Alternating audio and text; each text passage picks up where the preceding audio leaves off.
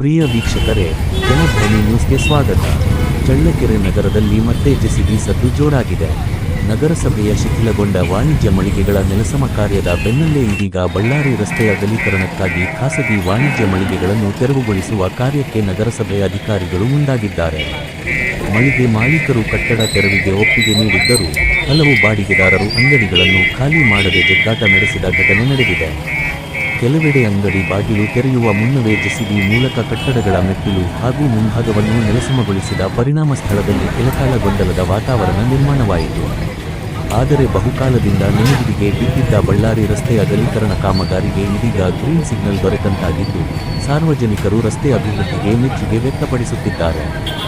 ನಗರಸಭೆ ಪೌರಾಯುಕ್ತೆ ನಾಗವೇಣಿ ನಗರಸಭೆ ಸಿಬ್ಬಂದಿ ಹಾಗೂ ಯಾವುದೇ ಅಹಿತಕರ ಘಟನೆಗಳು ನಡೆಯದಂತೆ ಪೊಲೀಸ್ ಬಿಗಿ ಬಂದೋಬಸ್ತು ವ್ಯವಸ್ಥೆ ಕಲ್ಪಿಸಲಾಗಿತ್ತು.